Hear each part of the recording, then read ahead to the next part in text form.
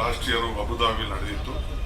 ಈ ಸತಿ ಎಲ್ಲ ಇಲ್ಲಿ ಬೆಂಗಳೂರಲ್ಲಿ ಮಾಡಬೇಕು ಅಂತ ಅವರೆಲ್ಲ. ಯಾಕೆಂದ್ರೆ ಇವತ್ತು ನಮ್ಮ ಕನ್ನಡ ಇಂಡಸ್ಟ್ರಿ ನೀವೆಲ್ಲ ಕೆಲವು ಕಲಾವಿದರೆಲ್ಲ ಒಳ್ಳೆ ಬಾಂಬೆಗಿನ್ನ ಬಾಲಿವುಡ್ಗಿನ್ನ ಸ್ವಲ್ಪ ದೊಡ್ಡದಾಗೆ ತೆಗೆದುಕೊಂಡು ಹೋಗಿದ್ದೀರಿ.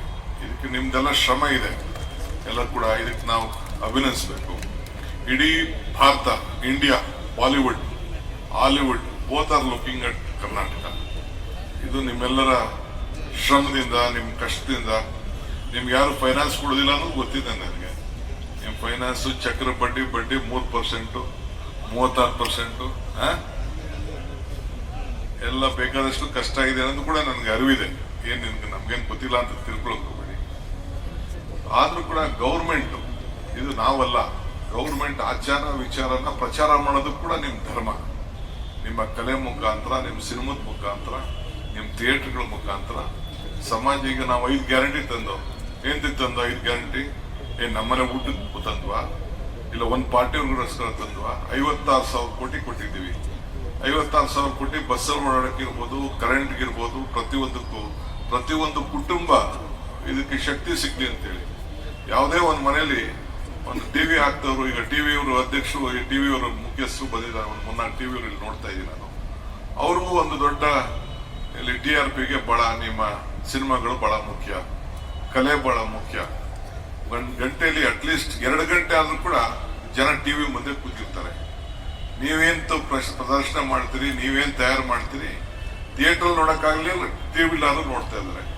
ಈಗ ಲಾಸ್ಟ್ 7-8 ಮಂತ್ಸ್ ಇಂದ ಎಲ್ಲ ಥಿಯೇಟರ್ಗಳಲ್ಲಿ ಈ PVR ಅವರು ಬಾಡಿಗೆನೇ ಕೊಟ್ಟಿಲ್ಲ. ಬಾಡಿಗೆಗೆ ಲಾಸ್ ಆಗ್ತಾ ಇದೆ, ಒಳ್ಳೆ ಸಿನಿಮಾಗಳು ಬರ್ತಾ ಇಲ್ಲ ಅಂತೇಳಿ. ಸೊ ಅದಕ್ಕೆ ಮುಖ್ಯಮಂತ್ರಿಗಳು ಮೈಸೂರಿನಲ್ಲಿ ಒಂದು ದೊಡ್ಡ, ಈಗೇನು 1 ಗಂಟೆ 1-1/4 ಗಂಟೆಗೆ ಮೈಸೂರಿಗೆ ಹೋಗ್ಬೋದು, ಒಳ್ಳೆ ಜಾಗವನ್ನು ಕೂಡ ಮಾಡಿ ಒಂದು ಒಳ್ಳೆ ಸಿಟಿ ಮಾಡಬೇಕು ಅಂತ ಹೇಳಿ ಅಲ್ಲಿ ಈಗಾಗಲೇ ಅವರ ಸಂಕಲ್ಪ ಇದೆ. ಬಹುಶಃ ಈ ಬಜೆಟ್ ಆದ್ಮೇಲೆ ಪ್ಲಾನ್ ಸಬ್ಮಿಟ್ ಆಗಿತ್ತು. ಆ ಪ್ಲಾನ್ ಸರಿ ಇಲ್ಲ ಅಂತೇಳಿ ಅವರೇ ಅದಕ್ಕೆ ರಿಜೆಕ್ಟ್ ಮಾಡಿದ್ದಾರೆ. ಒಂದು ಕೂತ್ಕೊಂಡು ಅನೇಕರ ಚರ್ಚೆ ಮಾಡಿ ಒಂದು ಅಂತಾರಾಷ್ಟ್ರೀಯ ಮಟ್ಟದ ಒಂದು ದೊಡ್ಡ ಫಿಲಂ ಸಿಟಿ ಮಾಡಬೇಕು ಅನ್ನೋದು ಅವರ ಸಂಕಲ್ಪ ಇದೆ. ಅದು ಕೂಡ ಮಾಡಲಿಕ್ಕೆ ಇವತ್ತು ಎಲ್ಲ ಹೊರಟಿದ್ದಾರೆ. ತಮ್ಗೆ ನಾವು ಕೇಳೋದಿಷ್ಟೇ, ಹಿಂದೆ ಕೂಡ ಬಹಳ ದೊಡ್ಡ ಕಲಾವಿದರೆಲ್ಲ ನಮ್ಮ ರಾಜ್ಯದಲ್ಲಿ ಬೆಳೆದು ಹೋಗಿದ್ದಾರೆ. ಮುಂದಕ್ಕೂ ಕೂಡ ಯಂಗ್ಸ್ಟರ್ಸ್ಗೆಲ್ಲ ಬೇಕಾದಷ್ಟು ಅವಕಾಶ ಇದೆ, ಸ್ಕೋಪು, ಲ್ಯಾಂಗ್ವೇಜು ಎಲ್ಲ ಇದ್ದ. ಹಿಂದೆ ರಾಮನಗರದಲ್ಲಿ ಶೋಲೆ ನಡೆಸಿದಾಗ ಯಾವುದು ಸಾಧ್ಯನಾ ಇಂಥದೆಲ್ಲ ಅಂತ ಕೂಡ ಹಿಂದೆ 40-50 ವರ್ಷದಿಂದ ಮಾತಾಡ್ತಿದ್ರು. ಹಿಂಗೆಲ್ಲ ಇವತ್ತು ಕೂಡ ನಮ್ಮ ಕರ್ನಾಟಕ ರಾಜ್ಯದಲ್ಲಿರುವಂತಹ ಸಿರಿ ಸಂಪತ್ತೇನಿದೆ, ಇಲ್ಲಿರುವಂತ ಮಲೆನಾಡು ಪ್ರದೇಶ ಏನಿದೆ, ಚಿಕ್ಕಮಗಳೂರು ಇರ್ಬೋದು, ಕೂರ್ಗ್ ಇರ್ಬೋದು, ನಮ್ಮ ಸೀಶೋರ್ ಇರ್ಬೋದು, ಕೋಸ್ಟಲ್ ಬೆಲ್ಟ್ ಇರ್ಬೋದು, ಇಲ್ಲ ಉತ್ತರ ಕರ್ನಾಟಕದಲ್ಲಿರುವಂತಹ ಗೋಲ್ಗುಂಬಸ್ ಇರ್ಬೋದು, ಬೇರೆ ಬೇರೆ ವಿಜಯನಗರದ ಎಂಪೈರ್ ಇರುವಂತಹ ಸ್ಥಾನಗಳು, ಎಂತೆಂಥ ಚಿತ್ರವನ್ನ ನೋಡುವಂತ ತೋರಿಸುವಂತ ಒಂದು ದೊಡ್ಡ ಅವಕಾಶ ಇದೆ. ಆ ಹಿನ್ನೆಲೆಯಲ್ಲೇ ಮುಖ್ಯಮಂತ್ರಿಗಳು ಇದು ಈ ರಾಜ್ಯ ಸರ್ವ ಜನಾಂಗದ ಶಾಂತಿಯ ತೋಟ ಅನ್ನೋ ಥೀಮ್ ಅನ್ನ ಇಡೀ ದೇಶಕ್ಕೆ ಒಂದು ಕಳಿಸ್ಬೇಕು ಅನ್ನೋ ದೃಷ್ಟಿಯಿಂದ ಇವತ್ತು ಆಯ್ಕೆ ಮಾಡಿ ಕಳಿಸಿದ್ದಾರೆ.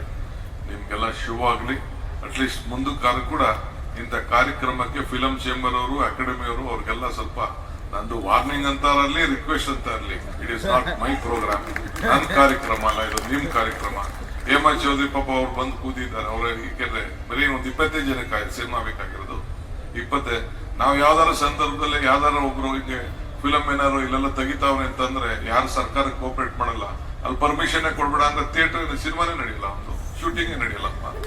ನಮಗೂ ಗೊತ್ತಿದೆ ಎಲ್ಲ, ಯಾರ್ಯಾರಿಗೆಲ್ಲ ನಟ್ಟು ಮಾಡ್ಬೇಕು ಅಂತ ಕೂಡ ನನಗೆ ಹೋದೆ. ಬಟ್ ಸ್ವಲ್ಪ ತಿಳ್ಕೊಳ್ಳಿ ಇರ್ಲಿ. ಗುಡ್, ಅಟ್ಲೀಸ್ಟ್ ನಿಮ್ಗೆಲ್ಲ ಅರ್ಥ ಆಗ್ತಾ ಇದೆಯಲ್ಲ ನಮ್ಮ ಕಷ್ಟ.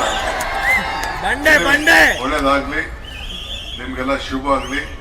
16ನೇ ಫಿಲಂ ಫೆಸ್ಟಿವಲ್ ಬಹಳ ಚೆನ್ನಾಗಿ ಯಶಸ್ಸಾಗ್ಲಿ. ನೋಡೋಣ, ಟೈಮ್ ಸಿಕ್ತು ಅಂತಂದ್ರೆ ನಾನು ಹೋಗಿ ಯಾವ್ದಾದ್ರು ಥಿಯೇಟರ್ ಅಲ್ಲಿ ಸಿನಿಮಾ ನೋಡಿ ಆನಂದ ಪಡ್ತೀನಿ. ಇಷ್ಟು ಮಾತ್ರ. ಹಿಂದೆ ನಾನು ಟೂರಿಂಗ್ ಸಿನಿಮಾ ನಡೆಸುವಾಗ ಗಾಂಧಿನಗರದಲ್ಲಿ ನಾನು ಹೋಗಿ ಸಿನಿಮಾ ನೋಡ್ಬಿಟ್ಟೆ ಡಬ್ಬ ಹಾಕ್ತಿದ್ದೆ. ಡಬ್ಬ ಎತ್ಕೊಂಡು ಗಾಂಧಿನಗರ ಬಸ್ ಸ್ಟ್ಯಾಂಡ್ಗೆ ಹಾಕಿ ಎತ್ಕೊಂಡೋಗಿ ನಮ್ಮೂರಲ್ಲಿ ಬಿದ್ದಿತ್ತು. ಸತ್ಯ ಹರೀಶ್ ನಾಳೆ ಸಿನಿಮಾನ 14 ಸತಿ 15 ಸತಿ ನೋಡಿದ್ದೀನಿ. ಹಿಂದೆ ಮದುವೆ ಆದ್ಮೇಲೆ ಮೈಸೂರಲ್ಲಿ ನಾನು ಹೆಂಡತಿನೂ ಕರ್ಕೊಂಡು ಹೋಗಿದ್ದೆ ಸತ್ಯ ಹರೀಶ್ ನಾನು ತೋರ್ಸಕ್ಕೆ. ನಾನು ಅಷ್ಟು ನಮಗೂ ಅಂದ್ರೆ ಈಗ ಏಜ್ ಗ್ಯಾಪ್ ಡಿಫರೆನ್ಸ್ ಜಾಸ್ತಿ ಆಗೋಯ್ತು. ಪಾಪ ಕಲಾವಿದರನ್ನ ಕೂರಿಸೋದು ನಮಗೂ ಕಷ್ಟ ಆಗ್ಬಿಟ್ಟಿದೆ. ಬಹಳ ಒಳ್ಳೊಳ್ಳೆ ಎಲ್ಲ ಬರ್ತಾ ಇದ್ದಾರೆ. ಅಂದ್ರೆ ಕಲೆ ಯಾರಪ್ಪನ ಆಸ್ತಿನೂ ಅಲ್ಲ, ಯಾರು ಬೇಕಾದ್ರೂ ಎಷ್ಟು ಮಟ್ಟಕ್ಕೆ ಬೆಳೀಲಿಕ್ಕೆ ಭಗವಂತ ಅವಕಾಶ ಕೊಟ್ಟಿದ್ದಾರೆ. ನಿಮ್ಮೆಲ್ಲರಿಗೂ ಶುಭ ಆಗ್ಲಿ ಅಂತ ಹಾರೈಸಿ ನಾನು ಮಾತು ಮುಗಿಸ್ತೇನೆ. ನಮಸ್ಕಾರ.